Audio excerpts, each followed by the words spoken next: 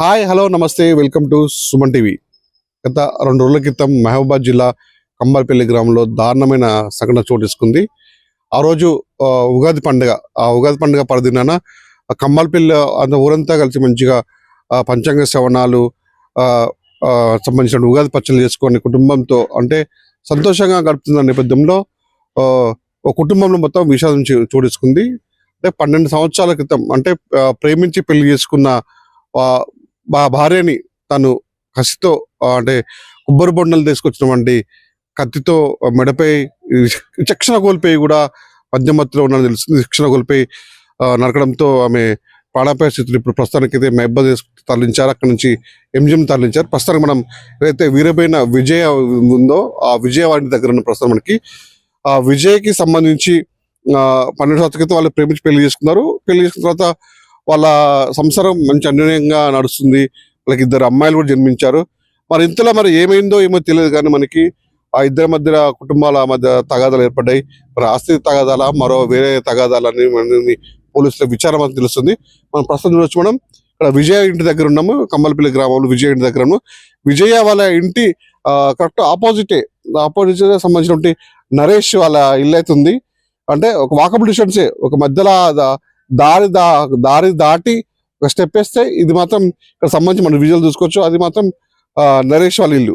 ఇది ఎదురుగానే ఇల్లు ఉన్న నేపథ్యంలో పెద్ద మనుషులు కూడా వీళ్ళకి మరి వీళ్ళ లైఫ్ లో ఎందుకు గొడవ వచ్చాయి, వీళ్ళ జీవితంలో ఎందుకు గొడవలు వచ్చాయని చెప్పేసి కూడా పెద్ద మనుషుల సమక్షంలో కూర్చోబెట్టి కూడా పరిష్కరిద్దామని చెప్పేసి పెద్ద మనుషులు కూడా చాలా సార్లు కూడా మాట్లాడారు.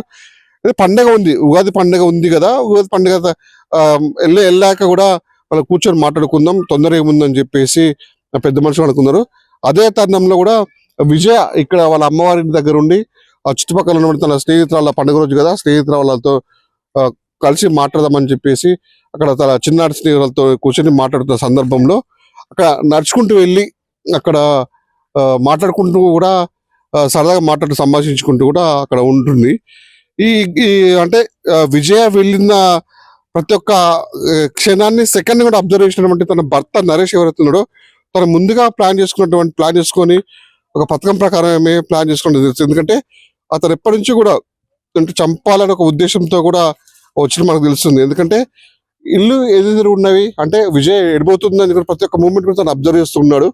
అక్కడ నుంచి వచ్చిన నేపథ్యంలో కూడా తను ఒంటరిగా వాళ్ళ స్నేహితులకి వెళ్ళిన నేపథ్యంలో ఇక్కడ నుంచి ఏదైతుందో నరేష్ ఇంటి నుంచి తను పథకం ప్రకారమే ముందు నుంచి చంపాలనుకున్న ఒక పథకం ప్రకారం ఒక గొడ్డలి అంటే కొబ్బరి బొండలు నరికే ఒక గొడ్డల్ని తీసుకొచ్చుకొని ఎవ్వరు లేని అంటే ఈ సందులో కూడా ఎవ్వరు లేని టైంలో నరకాలను నిర్మించడు. ఆమె ఒంటరిగా పోయి తన స్నేహితులతో మాట్లాడి వస్తున్న క్రమంలో అటాక్ చేశాడని తెలుస్తుంది. చేసిన క్రమంలో కూడా ఇక్కడ కూర్చుంది. ఇప్పుడు విజువల్స్ మించి పెట్టబోతున్నాను. అక్కడ నుంచి వచ్చి ఫ్రెండ్స్ తో మాట్లాడుకుంటూ వచ్చి ఇక్కడ కూర్చున్నటువంటి విజయాన్ని ఇక్కడ మెడపై విచక్షణ కోల్పోయి కూడా ఇష్టం నరకడం. ఈ నరకడ క్రమంలో కూడా ఒంటిపై తలపై చేతిపై కూడా తీవ్ర గాయాలైనాయి. తన బొట్టను వేలు కూడా తెగిందని చెప్పేసి కూడా పోలీసులు కూడా చెప్తున్నారు. ఈ ప్లేస్ మొత్తం రక్తపు మడుగులో పడున్న విజయ్ చూసి ఇక్కడ పడడం చూసి చుట్టుపక్కల స్థానికులు కూడా ఏం జరుగుతుంది అని చెప్పేసి ఒక భయానికి గురై ఇక్కడికి వచ్చారు. అయితే ఆ రోజు ఏం జరిగింది పక్కనే తన స్నేహితులు కూడా ఉంది, ఆమె అడిగి తెలుస్తుంది ప్రతినిధిద్దాం. అమ్మ మీరు చెప్పండి, ఆ రోజు ఏం జరిగింది, విజయం ఎప్పుడు మీ మీటికి వచ్చింది? అంటే ఉదయం 10:30కి వచ్చింది. అంటే ఆ రోజు ఉగాది పండుగనే కదా? ఉగాది పండుగ వచ్చింది. అక్క ఇదివేనా నీదేనని వచ్చింది. అక్కడికి వస్తే నాది కాదు నీదే అని చెప్పగానే బయటికి వెళ్ళింది. ఒక 2 నిమిషాలకి ఇడికి వచ్చింది. రాగానే వాళ్ళ ఆయన వచ్చి అటాక్ చేసిండు. మా ఇల్లు ఇదే. ఇట్లా వచ్చింది, మా ఇంటి నుంచి వచ్చింది. ఇట్లా పడిపోతా అంటే వాళ్ళ ఆయన ఎట్టి నుంచి వచ్చింది నేను చూడలే, ఆమె కూడా చూడలే. వెనక నుంచి వచ్చి అటాక్ చేసిండు. నేను మొత్తుకోగానే అరిసింది. అరవంగానే నాకు ఈయన వచ్చింది. ఉరికి రాగానే ఇడికి రాగానే ఓ బావో దీన్ని నరికిండే చంపిండి అనేసరికి మా ఆయన పిలిచిన. మా ఆయన పిలవంగానే ఊరికి వచ్చిండు. ఊరికి వచ్చినాక ఏమైంది అప్పుడు నరుకుతానే ఉండు మొత్తుకునేసరికి మా ఆయన పిలిచిన. పిలవంగానే ఊరికి వచ్చిండు. చూసి అమ్మ నాకు కాల్ చేసి అసలు ఆడలేగా కింద పడి నేను బొరుగుతానే ఉన్నాను. కిందగా చేయలేదు. నాకు భయం వేసింది. కాలు రాక నేను ఇక్కడ బొర్రినా, ఇక కిందనే బొర్రినా, కింద పడిపోయినా. పడిపోయినా మా ఆయన వచ్చాక ఏంది ఏంద్ర అంటే మా ఆయన నూకేసిండు కట్టబడి అటు ఉరికిండు ఇక మద్యం దాగున్నాడు ఏమో నాకు తెలియదు. ఇప్పుడు అంటే ఆయన యొక్క పథకం ప్రకారం పండాంగం ప్రకారమే అంటే కొబ్బరి బండలు కత్తి ఆయనకి రెడీ ఆమె ఎట్టొచ్చింది మాకైతే తెలియదు, ఎట్లా తెచ్చుకుంటే చంపాలని ప్లాన్ ఉందంట. ఏమో అదంతా నాకైతే తెలియదు. కానీ మొన్న అయితే అటాక్ అయితే జరిగిపోయింది. లవ్ మ్యారేజ్ అంటున్నారు కదా. లవ్ మ్యారేజ్ వాళ్ళది, లవ్ మ్యారేజే కానీ 2 సంవత్సరాల నుంచి దాన్ని టార్చర్ పెడుతుండు. ఇక్కడ లవ్ మ్యారేజ్ చేసుకున్నా కూడా వాళ్ళకి మరి ప్రేమలకి వాళ్ళకి ఏమొచ్చాయి, కుటుంబ పెళ్ళైన తర్వాత ఏమొచ్చాయో వాళ్ళ కుటుంబ తగాదులే మనకు అర్థం కాదు.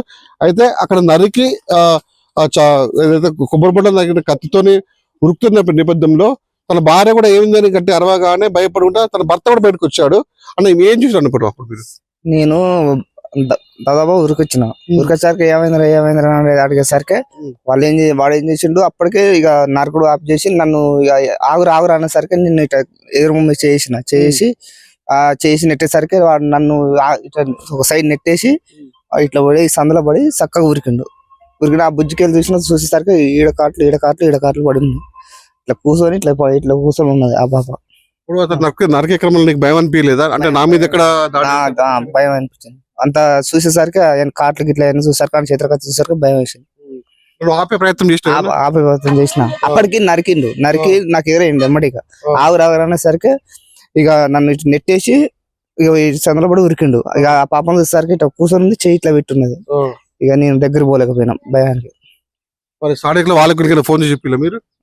ఇక అంటే మా ఇక్కడ చాలా మంది మా వాళ్ళందరూ ఉన్నారు, వచ్చారు ఎమ్మటి ఊరికి వచ్చారు అందరు. పట్టుకోవడానికి గుర్తుంటే మరి మీ ఆయన ఇంటికి ఎంట పడ్డారు మా వాళ్ళు ఇద్దరు, మా అన్న మా బావ వాళ్ళకి ఇట్లా అందరు ఎంత పడ్డారు కానీ దొరకలే. గుణం నుంచి చక్కబడి అట్లా వెళ్ళిపోయింది. లవ్ మ్యారేజ్ అంటున్నారు, 12 సంవత్సరాలు మంచిగా ఉంటుంది, మరి ఎందుకు వీళ్ళకి మధ్యలో గొడవలు వచ్చినట్టు? మన గొడవలు అంటే మొన్న రీసెంట్ గా ఇక్కడ మబ్బాలు ఉంటారు, వాళ్ళు క్యాంటీన్ లో పనిచేస్తారు. వాళ్ళు ఆడ ఇంటికాడ ఆడ ఏం గొడవ అయిందో ఇంటికి వచ్చారు. ఇంటికి వచ్చి వాళ్ళ ఇంటికాడ వాడినాడు, ఇంటికాడ వీళ్ళున్నాడు. పొద్దుగాల వాళ్ళు ఉన్నారు, పని చేసుకుంటారు, దూకొని మాట్లాడుకొని చేసుకుంటారు.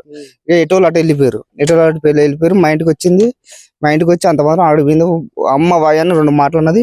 ఇక మా బుజ్జి ఉరికింది. ఉరికేసరికి ఇక బావరా అనేసరికి నేను ఉరికిన జరిగిపోయింది. తెలిసిన కదా చుట్టుపక్కల ఇంటి అని చెప్పేసి కూడా అంటే బావ అంటే వరుస బావ అవుతాట అంటే దాన్ని కాపాడదామని చెప్పేసి ముందుకు వచ్చినా కూడా చేతిలో కత్తి ఉండడంతో కూడా కొంచెం పక్కన జరిపి కూడా ఉరుకుతున్న నేపథ్యంలో పక్కన చుట్టుపక్కల వాళ్ళు కూడా ఆయన పట్టుకునే ప్రయత్నం చేసింది. అయితే ఇప్పుడు ఏవైతే తీవ్ర గాయాలైనటువంటి విజయ్ ఎవరైతే ఉన్నారో వాళ్ళ చెల్లె ఉంది మనతో మాట్లాడడానికి, ఆమెను అడుగుదాం. మీరు చెప్పండి, అంటే వాళ్ళది లవ్ మ్యారేజ్ అంటున్నారు, గొడవలకి ఇట్లా ఏం లేవు అంటున్నారు, ఎందుకు జరిగిందని అసలు ఇవన్నీ? లవ్ మ్యారేజ్ వాళ్ళది వాస్తవమే, 14 సంవత్సరాలు అవుతుంది లవ్ మ్యారేజ్. కానీ 2 సంవత్సరాల కాంచి లొల్లులు అయిపోతానే, పెద్ద మనుషులు మాట్లాడతారు, ఈ కామన్ అయిపోయింది. పెద్ద మనుషులు సమక్షంలో గొడవ అయింది. వాళ్ళే రూమ్ రెంట్ తీసుకున్నారు, ఒక దగ్గర ఉంచిరు. వాళ్ళకి దేనికి వస్తున్నాయి అంటే ఆయనకు కొంచెం సాడిజం ఎక్కువ, క్రాక్ కూడా లేసింది అనుకుంటాను మేమైతే. కొంచెం అనుమానం పిచ్చి బాగా ముదిరిపోయింది ఆయనకి. హోటల్లో పని చేస్తారు, ఇద్దరు ఒక కాన్నే ఉంటారు. పొద్దున్న లేస్తే కూడా ఇద్దరు ఒక కాన్నే చేయటం, గవర్నమెంట్ హాస్పిటల్. ఇక అట్లా పిచ్చి ఎక్కువైపోయి ఆయన ఏం పెట్టుకున్నాడో అక్కడ గొడవ అయిపోయింది ఉన్న రూమ్ లా. వాళ్ళిద్దరు ఆయన వాళ్ళ ఇంటికి వెళ్ళిపోయాడు. మా అక్క మా అమ్మమ్మని తీసుకొని మా ఇంటికి వచ్చేసినాక మేము ఫోన్లు చేస్తే పెద్ద మనుషులు పండగ వెళ్ళినాక మాట్లాడదాం అని అన్నారు. అన్నాం కానీ మేము సైలెంట్ గా ఉన్నాం. ఇక ఉన్నాక పండగ రోజు మేము పండగ సందడి చేసుకుంటే ఇక్కడ కూర్చొని జడలు గిట్ల వేసుకున్నాం, చేసినాం. మేము అన్నం తిందామని లోపలికి వెళ్ళిపోయినాం. మా అక్క పక్కింటి అక్క వాళ్ళ ఇంటికి వెళ్ళిపోయి మా అక్క వస్తా అంటే ఎట్లకెళ్ళి వచ్చిండు, అటాక్ చేసిండు. కానీ నేను చూసిన కానీ కొట్టిండు అనుకున్నా, నరికిండు అనుకోలేదు. కొంచెం లెక్క ఉరకంగానే కత్తి ఇసిరేయంగానే సౌండ్ వినపడి ఇంకా మా అక్క నరికేసిండని నేను వెనక రిటర్న్ ఉరికి వచ్చేసిన. అప్పటిదాకా కూడా మా అక్క నరికిండని నేను అనుకోలేదు. మామూలుగా కొట్టి వెళ్ళిపోయిండు కదా అనుకున్నా. నేను ఎప్పటిలాగానే బతిలాడేది, ఎప్పుడు గొడవ వచ్చినా కూడా కాలు పట్టుకునేది, పెద్ద మనుషుల కాలు పట్టుకునేది, బతిలాడుకునేది. అట్లనే చేసిపోయిండేమో అనుకున్నా గానీ నేను ఇంత నరుకుతాడని అనుకోలేదు, ఇట్లా చేస్తాడని మేము అనుకోలేదు. ఇప్పుడు దాని పరిస్థితి పిల్లల మీద తప్ప వేరే ఆలోచన లేకోకుండా పోయింది. అసలు అది బ్రతుకుద్దో చచ్చిపోయిద్దని కూడా డాక్టర్లు నమ్మకం ఇస్తలేరు. అలా ఎక్కడ హాస్పిటల్ పోయినా కూడా ఊకే పిల్లల జాగ్రత్త, పిల్లలే అంటారు. నా పిల్లలు చూడకపోతే చిన్నగా ఉన్నారు. ఆ పిల్ల మీద కూడా కత్తి తిప్పిండంట.